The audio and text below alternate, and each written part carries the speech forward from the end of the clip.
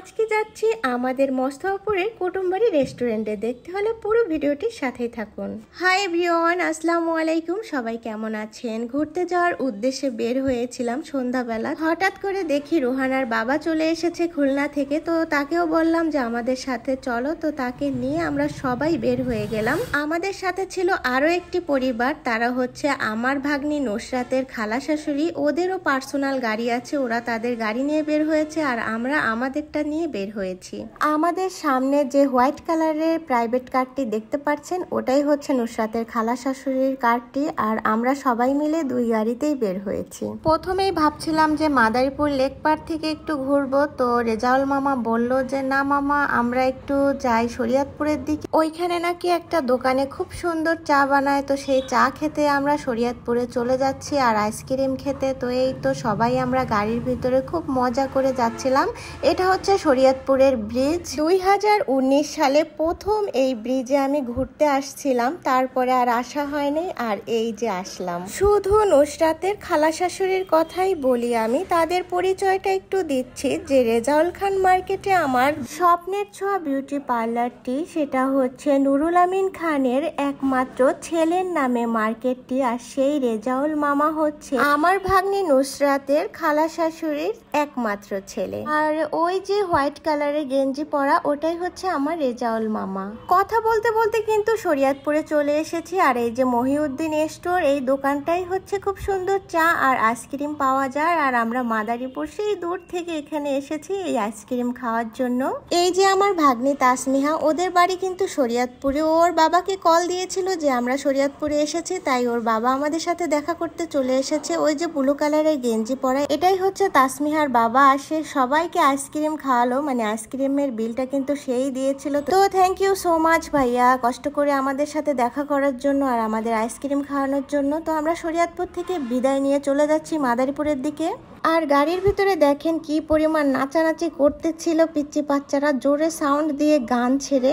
Madaripur lake পাড়ের পাশ দিয়ে যাচ্ছি, তো এখানে ঘোরার কথা ছিল, অনেক রাত হয়ে গিয়েছে, এই জন্য আমরা বাসায় চলে যাচ্ছি। আর ডিনার শেষ করেই বাসায় যাব, সেই জন্য আমরা যাচ্ছি এখন মস্তফাপুরের কুটুমবাড়ি রেস্টুরেন্টে। তো আমরা মস্তফাপুরের কুটুমবাড়ি রেস্টুরেন্টের সামনে চলে এসেছি। রেজাউল মামা তার গাড়িটা আগেই পার্কিং করে নিচ্ছে আর আমরা পিছনে আছি। এই কুটুমবাড়ি রেস্টুরেন্টে আমি আরো একবার খেয়েছি, তো আমার কাছে খুব ভালো লেগেছে, এই জন্য আবারও সবাইকে নিয়ে চলে আসলাম কুটুমবাড়ি রেস্টুরেন্টে। কুটুমবাড়ি রেস্টুরেন্টটা মূলত কোথায় আমি বলে দিচ্ছি। কুটুমবাড়ি নিউ বাংলা চাইনিজ ও Thai restaurant, college gate, Mostafapur, Madaripur. Phone number 019810020030। আপনাদের সুবিধার জন্য তাদের মেনুগুলো আমি দেখিয়ে দিচ্ছি। আমরা অনেকেই ছিলাম পিচ্চি বাচ্চা মিলিয়ে, তো আমরা 3টা টেবিলকে একসাথে মিশিয়ে তারপরে বসেছি। আমরা খুব বেশি কিছু অর্ডার করিনি, যা যা অর্ডার করেছিলাম হচ্ছে মিক্সড ফ্রাইড রাইস 1:3 করে 4টা, আর হচ্ছে বিফ মশলা 1:3 করে 4টা, সাথে ছিল সালাদ আর ছিল হচ্ছে কোল্ড ড্রিঙ্কস। এই তো, আর বেশি কিছু না। খাবারের অর্ডার দিয়ে বেশ কিছুক্ষণ বসেছিলাম, পিচ্চি বাচ্চারা ছবি তুলতেছিল আর রুহানার সাথে দুষ্টামি করতেছিল। আমার মামাতো বোন মানে রেজাউল মামার ছোট্ট মেয়েটা, ওর নাম হচ্ছে মাহরিন। আর মাহরিনকে আমরা সবাই অনেক ভালোবাসি, মাহরিন বেবিটা খুবই ভালো। তো কথা বলতে বলতে আমাদের খাবার চলে এসেছে। আসলে মাদারীপুরে বেশ কিছু জায়গায় হচ্ছে আমি খাবার ট্রাই করেছি, খেয়েছি, মোটামুটি প্রত্যেকটা জায়গারই খাবার ভালো ছিল।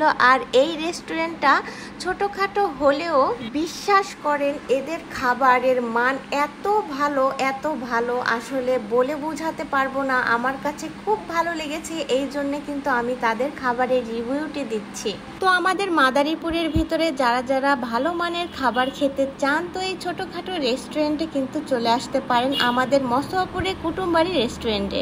সবাইকে আমি খাবার উঠিয়ে দিচ্ছিলাম আর আমার বেবিকে খাইয়ে দিচ্ছিলাম, এই জন্য আমার একটু দেরি হয়ে গেছে। সবার শেষে আমি খাচ্ছি। যাই হোক, আমাদের ডিনার করা শেষ, এখন আমরা বাসায় চলে যাব। এখন আবার আমার মা পান খাবে, তো মায়ের জন্য পান কিনতে গেল রেজাউল মামা। তো মামার জন্য ওয়েট করতেছিলাম আর পিচ্চি বাচ্চাদের সাথে আমি দুষ্টামি করতেছিলাম। যাই হোক, আমার এই ভিডিওটি যদি আপনাদের কাছে ভালো লেগে থাকে, লাইক কমেন্ট শেয়ার করবেন। সবাই ভালো থাকবেন, সুস্থ থাকবেন। আল্লাহ হাফেজ।